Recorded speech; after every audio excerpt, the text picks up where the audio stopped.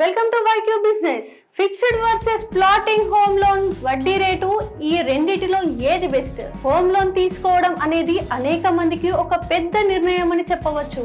అయితే ఈ లోన్ తీసుకునే విషయంలో వడ్డీ రేటు చాలా కీలకంగా ఉంటుంది. కాబట్టి బ్యాంకుకు వెళ్లే ముందు ఫిక్స్డ్ వడ్డీ రేటు, ఫ్లోటింగ్ వడ్డీ రేట్ల గురించి తెలుసుకుంటే మీరు లోన్ తీసుకోవడం మరింత సులభం అవుతుంది. ప్రతి ఒక్కరు కూడా వారి జీవితంలో సొంతిల్లు కట్టుకోవాలని భావిస్తారు. ఆ కలను సాధించడానికి వారు సంపాదించిన మొత్తంలో ప్రతి నెల కూడా కొంత మొత్తాన్ని సేవ్ చేస్తారు. అయితే ఇల్లు కొనుగోలు లేదా కట్టుకునే విషయంలో హోమ్ లోన్ చాలా కీలక పాత్ర పోషిస్తుంది. ఈ క్రమంలో మీరు హోమ్ లోన్ తీసుకునేందుకు బ్యాంకుకు వెళితే అక్కడ మేనేజర్ మీరు ఎలాంటి వడ్డీ రేటు ఎంచుకుంటారని ప్రశ్నిస్తారు. ఆ క్రమంలో మీకు ఎంత మొత్తం కావాలి, ఎన్నేళ్లు వ్యవధికి లోన్ తీసుకుంటారనే ప్రశ్నలు వస్తాయి. వీటి విషయంలో మాత్రం మీకు తప్పకుండా క్లారిటీ ఉండాలి.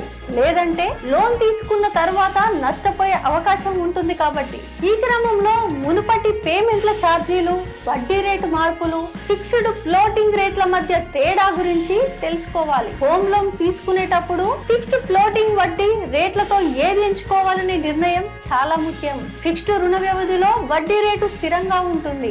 అయితే ఫ్లోటింగ్ విధానంలో మార్కెట్ పరిస్థితుల ఆధారంగా వడ్డీ రేటు మారుతూ ఉంటుంది. వీటి గురించి మరింత వివరంగా తెలుసుకుందాం. ముందుగా ఫిక్స్డ్ వడ్డీ రేటు గురించి తెలుసుకుందాం. ఫిక్స్డ్ వడ్డీ రేట్లో మీరు తీసుకున్న రుణంపై వడ్డీ రేటు మొత్తం లోన్ గడువులోనూ మారకుండా అలాగే ఉంటుంది.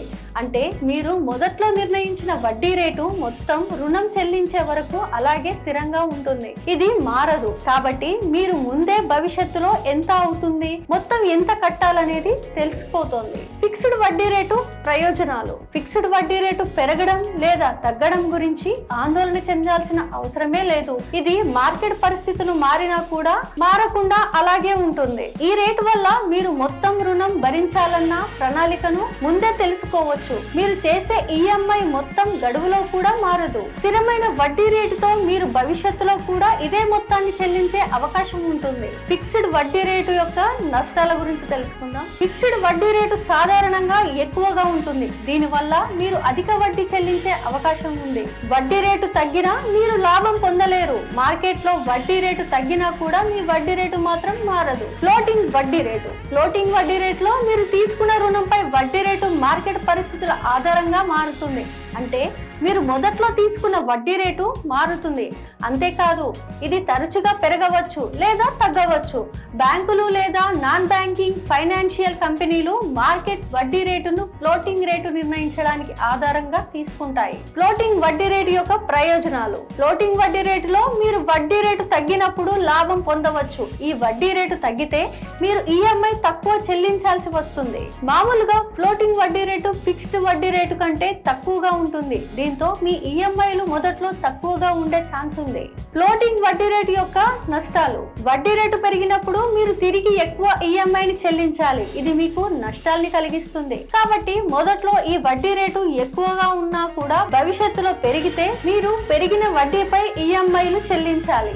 ఆర్బీఐ రేపో రేటు మార్చడం వల్ల ఈఎంఐల వడ్డీల రేటు తగ్గే అవకాశం ఉంటుంది. కానీ అనేక నెలలు మార్చకుండా ఉంటే మీ ఈఎంఐల విషయంలో ఎలాంటి మార్పు ఉండదు. వీటిలో ఏది బెస్ట్? మరి మీరు ఒక స్థిరమైన ఈఎంఐని చెల్లించి మీ ఆర్థిక భవిష్యత్తును ఈజీగా ఉంచుకోవాలనుకుంటే ఫిక్స్డ్ వడ్డీ రేటు బెస్ట్ అని చెప్పవచ్చు.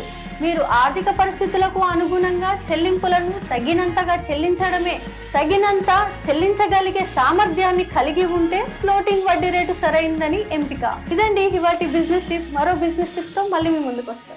Thanks for watching this video. వైట్యూబ్ బిజినెస్ ఛానల్ ని సబ్స్క్రైబ్ చేయండి. అలానే వీడియోస్ కి లైక్ చేయండి అండ్ షేర్ కూడా చేయండి. నెక్స్ట్ వీడియోలో మళ్ళీ కలుద్దాం. చూస్తూనే ఉండండి వైట్యూబ్.